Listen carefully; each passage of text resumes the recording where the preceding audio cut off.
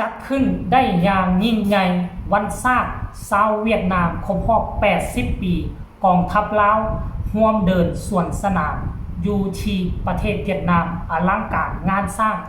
งานนี้ไผเนาะจะคนหนาวลุกคนหนาวพองธรรมดาเวียดนามเกณฑ์กำลังพลเกณฑ์อาวุธยุทโธปกรณ์มีสิ่งใดเอาสิ่งนั้นมาโซออกมาแล้วตอนเศร้านี้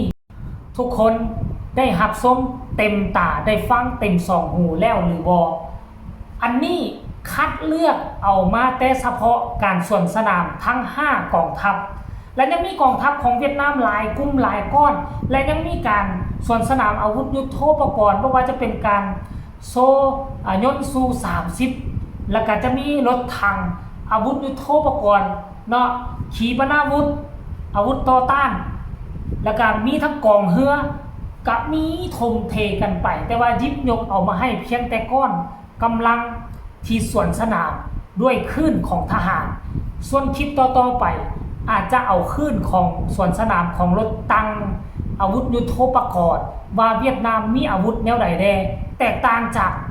4-5 ปีหลังที่ผ่านมาคือแนวใดเนาะแล้วมันมีความห้ายกาดคือแนวใดให้ทุกคนต้องติดตามเอาไว้ในคลิปต่อไปเนาะท่านผู้ชมเนาะ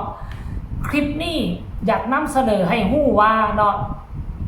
ประเทศของพวกเขามีการปกครองคล้ายๆกันและมีมูลเสื่ออันดีงามตั้งแต่อดีตจนมาฮอดปัจจุบันไล่ลาย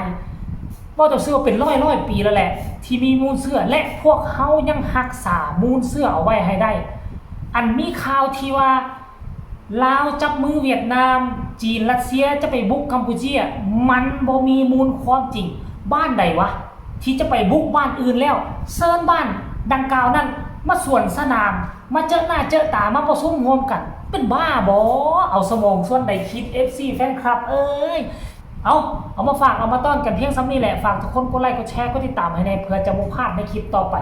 ที่สำคัญอย่ากดข้ามโฆษณาพบกันใหม่ในคลิปหน้าสำหรับคลิปนี้สบายดี